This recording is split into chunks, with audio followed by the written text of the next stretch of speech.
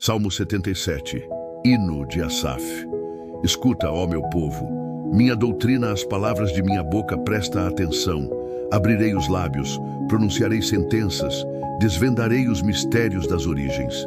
O que ouvimos e aprendemos através de nossos pais, nada ocultaremos a seus filhos, narrando à geração futura os louvores do Senhor, seu poder e suas obras grandiosas. Ele promulgou uma lei para Jacó, instituiu a legislação de Israel, para que aquilo que confiara a nossos pais, eles o transmitissem a seus filhos, a fim de que a nova geração o conhecesse e os filhos que lhes nascessem pudessem também contar aos seus. Aprenderiam, assim, a pôr em Deus sua esperança, a não esquecer as divinas obras, a observar as suas leis e a não se tornar como seus pais, geração rebelde e contumaz, de coração desviado, de espírito infiel a Deus. Os filhos de Efraim, hábeis no arco, voltaram as costas no dia do combate. Não guardaram a divina aliança, recusaram observar a sua lei. Eles esqueceram suas obras e as maravilhas operadas ante seus olhos. Em presença de seus pais, ainda em terras do Egito, ele fez grandes prodígios nas planícies de Tanis. O mar foi dividido para lhes dar passagem, represando as águas, verticais como um dique. De dia, ele os conduziu por trás de uma nuvem e à noite ao clarão de uma flama. Rochedos foram fendidos por ele no deserto, com torrentes de água os dessedentara. Da pedra fizera jorrar regatos e manar água como rios. Entretanto, continuaram a pecar contra ele e a se revoltar contra o Altíssimo no deserto. Provocaram o Senhor em seus corações, reclamando iguarias de suas preferências. E falaram contra Deus. Deus será capaz de nos servir uma mesa no deserto?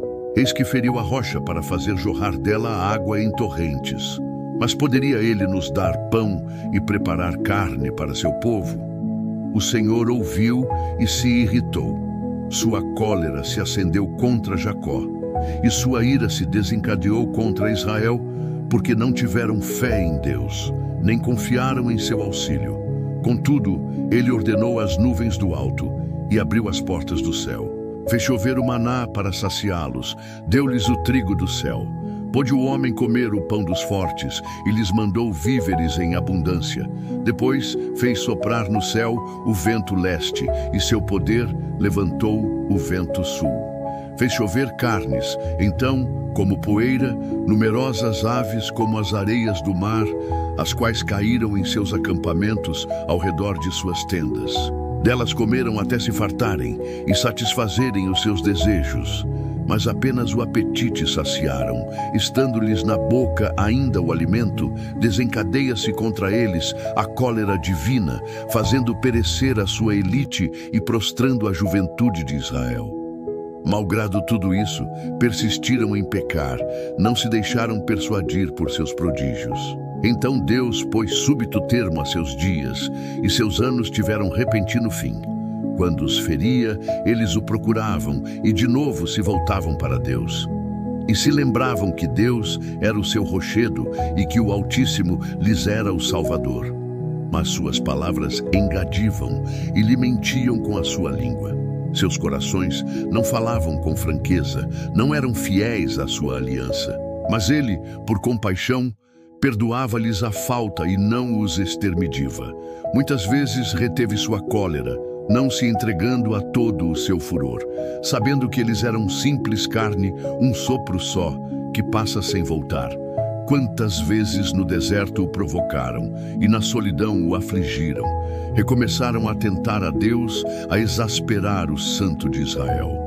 Esqueceram a obra de suas mãos no dia em que os livrou do adversário, quando operou seus prodígios no Egito e maravilhas nas planícies de Tanis, quando converteu seus rios em sangue, a fim de impedi-los de beber de suas águas, quando enviou moscas para os devorar e rãs que os infestaram. Quando entregou suas colheitas aos pulgões e aos gafanhotos, o fruto de seu trabalho, quando arrasou suas vinhas com o granizo e suas figueiras com a geada, quando extinguiu seu gado com saraivadas e seus rebanhos pelos raios, quando descarregou o ardor de sua cólera, indignação, furor, tribulação, um esquadrão de anjos da desgraça.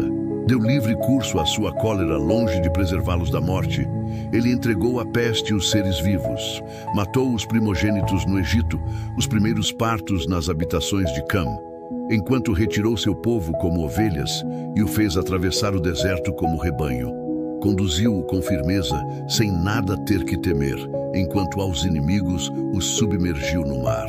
Ele os levou para uma terra santa, até os montes que sua destra conquistou. Ele expulsou nações diante deles, distribuiu-lhes as terras como herança, fez habitar em suas tendas as tribos de Israel. Mas ainda tentaram a Deus e provocaram o Altíssimo, e não observaram os seus preceitos. Transviaram-se e prevaricaram como seus pais, erraram o alvo, como um arco mal entesado. Provocaram-lhe a ira com seus lugares altos, e inflamaram-lhe o zelo com seus ídolos. À vista disso, Deus se encolerizou e rejeitou Israel severamente. Abandonou o santuário de Silo, tabernáculo onde habitara entre os homens. Deixou conduzir cativa a arca de sua força.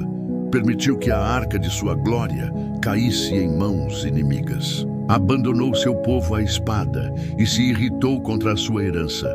O fogo devorou sua juventude, suas filhas não encontraram desponsório. Seus sacerdotes pereceram pelo gládio e as viúvas não choraram mais seus mortos. Então o Senhor despertou como de um sono, como se fosse um guerreiro dominado pelo vinho, e feriu pelas costas os inimigos, infligindo-lhes eterna igomínia. Rejeitou o tabernáculo de José e repeliu a tribo de Efraim, mas escolheu a de Judá e o monte Sião, monte de predileção. Construiu seu santuário qual um céu, estável como a terra, firmada para sempre, escolhendo a Davi, seu servo, e o tomando dos apriscos das ovelhas. Chamou-o do cuidado das ovelhas e suas crias, para apacentar o rebanho de Jacó, seu povo, e de Israel, sua herança. Davi foi para eles um pastor reto de coração, que os dirigiu com mão prudente.